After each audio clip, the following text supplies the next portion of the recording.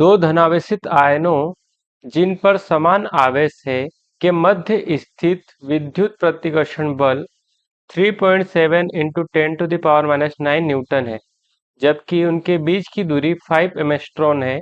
प्रत्येक आयन में कितने इलेक्ट्रॉन की कमी है? ठीक है, हमको n की वैल्यू यहाँ पर इलेक्ट्रॉन्स बताने हैं। तो जो वैल्यू हमको पहले दी है, पहले वो हम लिख लेते हैं।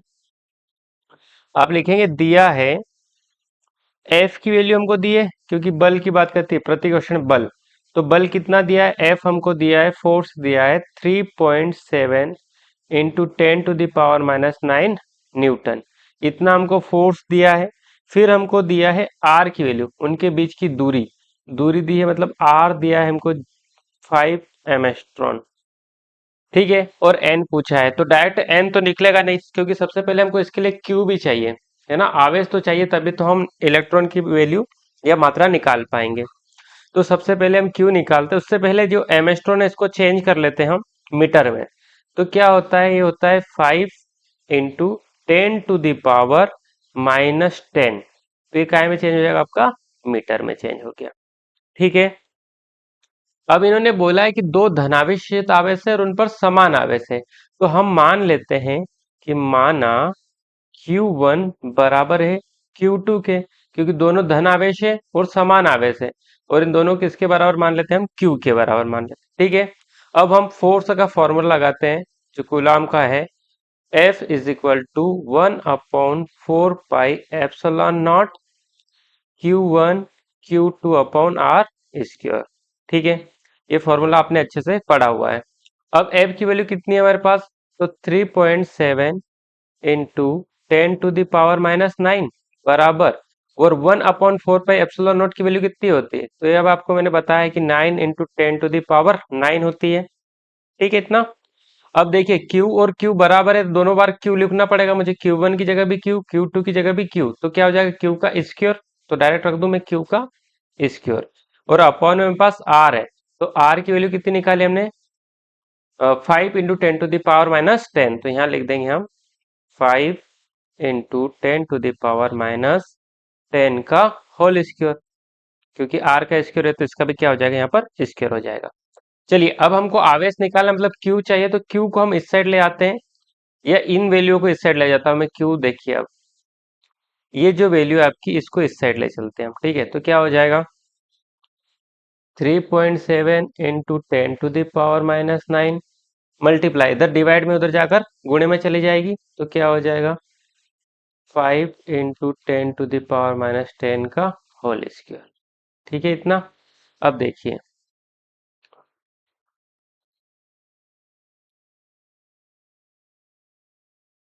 ठीक है, इतना। अब देखिए, अब जो ये ऊपर वाली वैल्यू है, ये इसके साथ मल्टीप्लाई में, तो ये कहाँ चली जाएगी? 9 इंटू 10⁻⁹ ये डिवाइड में चली जाएगी, तो ये क्या है? लिख दूं मैं 9 इंटू 10⁻9, और बराबर में क्या बचा? Q square. तो क्यू स्क्वायर को मैं आगे लिख देता हूँ। ठीक है, इतना। चलिए, अब इसको हम सोल्व कर लेते हैं। तो क्यू स्क्वायर बराबर 3.7 इंटू 10⁻⁻9। 5 का स्क्वायर कितना हो जाएगा? 25, गुणित 10 की घात कितनी हो जाएगी? -20, क्योंकि घातें क्या हो जाएगी? जुड़ जाएगी ना। तो 10 है तो स्क्वायर में 20, और डिवाइड में क्या आ गया आपका? 9 इंटू 10⁻9। ठीक है, इतना। अब देखिए, जो जो वैल्यू कट रही है उसको कैंसिल करते हैं। अब हम क्या करते हैं? पहले तो ये माइनस वाली वैल्यू को एक साइड लिखते हैं। तो क्यू स्क्वायर ऐसे ही लिखो, यहाँ लिखिए आप 3.7 इंटू 25 और डिवाइड में 9। इधर क्या बच गया? तो 10 की घात -9 और 10 की घात -20 दोनों जुड़ जाएगी माइनस के, तो 10 की घात -29, 10 की घात -29, और 10 की घात -9 को अगर ऊपर ले जाएंगे तो ये भी काय में चली जाएगी? प्लस की, 10 की घात +9 ऊपर जाएगी तो माइनस की हो जाएगी, तो 10 की घात -9 हो जाएगी। ये भी इसके साथ जुड़ जाएगी। ठीक है, अब देखिए, इसको हम सॉल्व करते हैं यहाँ पर। तो ये आपका आएगा 10.28। ठीक है, और इधर बच जाएगा 10 की घात -38। ठीक है, ये कैसा आया? तो इसको सोल्व कर लीजिएगा। यहाँ से पॉइंट हटाएंगे तो नीचे 10 रख देना, पॉइंट हटाए तो नीचे क्या रख देंगे? 10। फिर इसको कैंसिल कीजिएगा 5 से, 5 दूनी 10, 5 25, तो 37 गुणित 5/18, 2 और 9, इससे भाग देंगे तो आप 10.28 आपका यहाँ पर आ जाएगा। ठीक है, अब एक क्या है, क्यू का स्क्वायर है, हमको सिर्फ क्यू की वैल्यू चाहिए, तो स्क्वायर हटाएंगे तो क्या में चले जाएगा, अंडर रूट में चले जाएगा। तो अंडर रूट में जाएगा और आप क्यू की वैल्यू निकालोगे तो 1028 जो स्क्वायर होता है वो 3.2 का या 32 का स्क्वायर होता है 1028।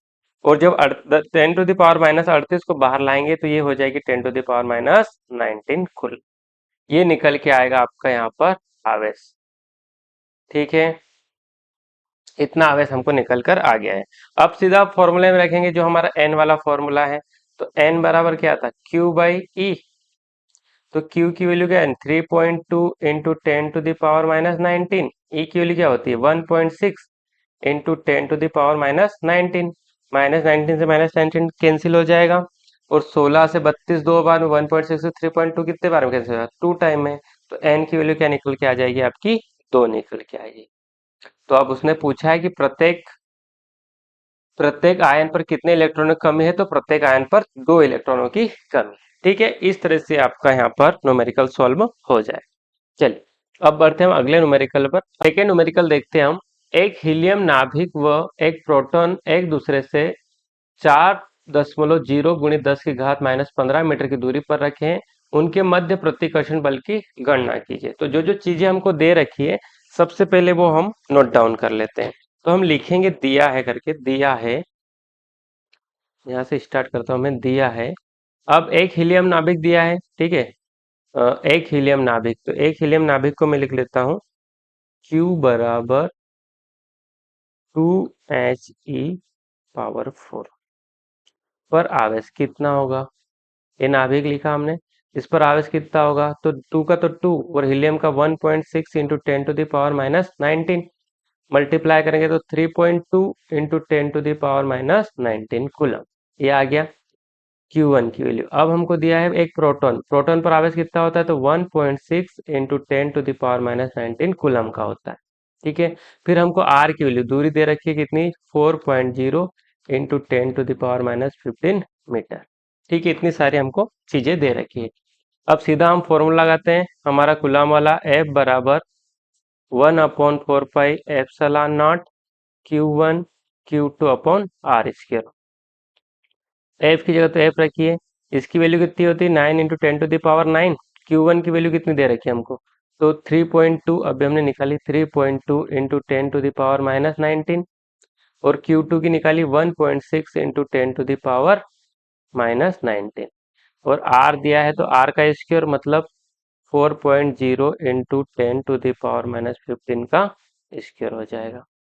ठीक है, चलिए अब देखते हैं आगे। और तो F 9 इंटू, मैं जो पावर वाली वैल्यू इनको एक साइड लिख रहा हूँ, ठीक है, और जो वैल्यू सिंपल है उनको लिख देता हूँ, 3.2 और 1.6। और इधर मेरे पास है 10⁻9, 10⁻−19 और 10⁻−19। ठीक है, 10 की वैल्यू एक साइड कर दी मैंने। अब 4 का स्क्वायर कितना होगा, 16 गुणित 10 की घात कितनी हो जाएगी, 30, क्योंकि घातें क्या हो जाएगी, जुड़ जाएगी, 10 की घात -30 हो जाएगी।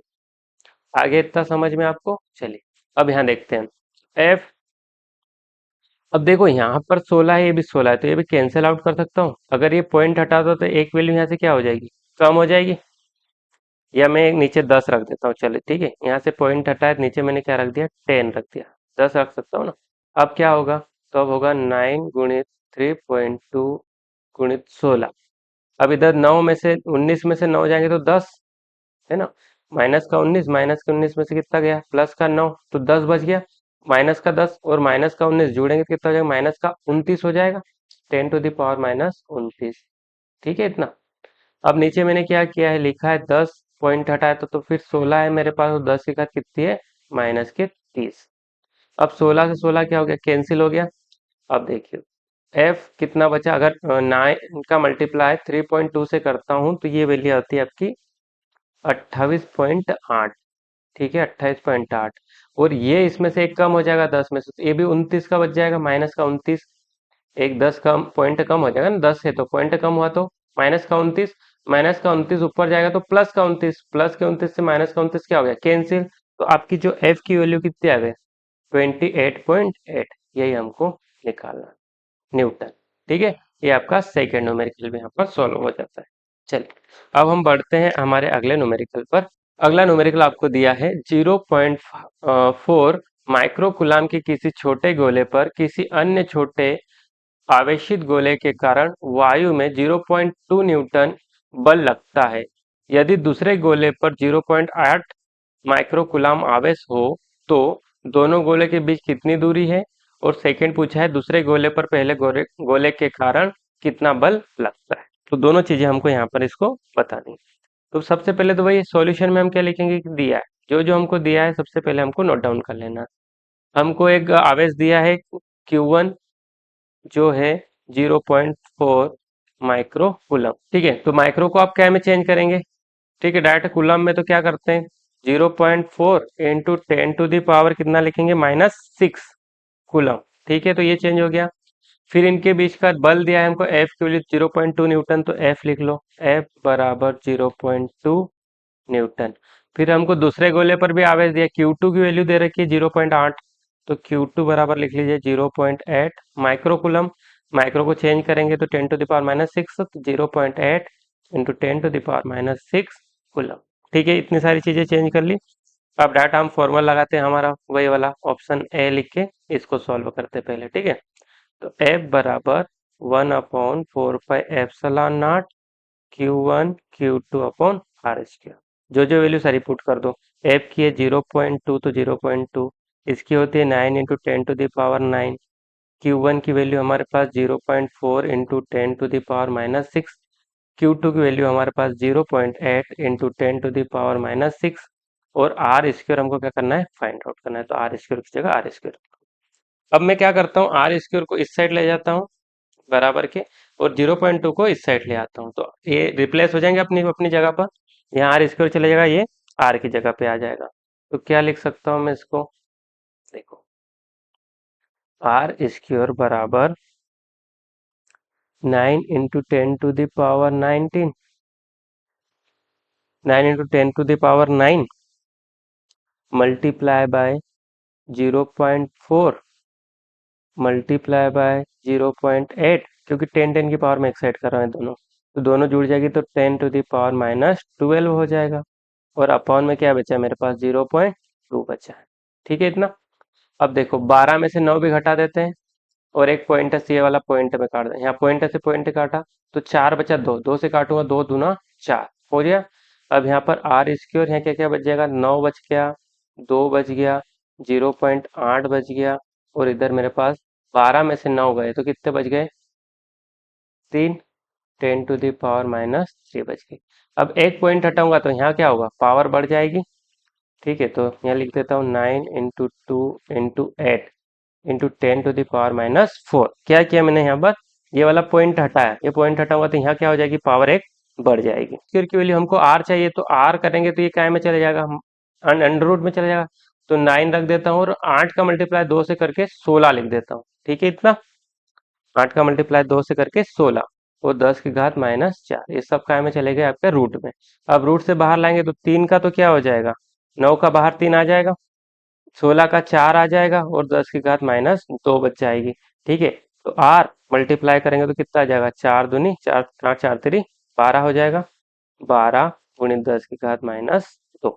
ठीक है, इतना सा। अगर पॉइंट हटाता हूँ, वो -2 हटाऊंगा तो ये काय में चले जाएगा, ये चले जाएगा 0.12 मीटर में, और सेंटीमीटर में करना होगा तो 12 सेंटीमीटर। ठीक है, ये इसका पहले वाले का आंसर आ जाएगा। और ऑप्शन ए का आंसर आ गया, तो बी का ऑप्शन क्या होगा, तो बी का ऑप्शन होगा दोनों आवेश एक दूसरे पर समान बल लगाएंगे, क्योंकि दोनों समान है ना, दोनों एक दूसरे पर क्या लगाएंगे, समान बल। अतः दूसरे गोले कारण पहले गोले पर बल 0.2 न्यूटन का ही हो, जो बल दिया है इतना ही बल दूसरे बल पर आ जाएगा। तो आज की वीडियो में हमको इतने ही क्वेश्चंस करने थे जो काफी इंपॉर्टेंट थे। ठीक है, वीडियो अच्छा लगा तो लाइक कर लीजिएगा, अपने दोस्तों के साथ शेयर कीजिएगा, और चैनल को सब्सक्राइब कर लीजिएगा। अब हम मिलेंगे अगले वीडियो में और अच्छे न्यूमेरिकल्स के साथ, तब तक के लिए धन्यवाद।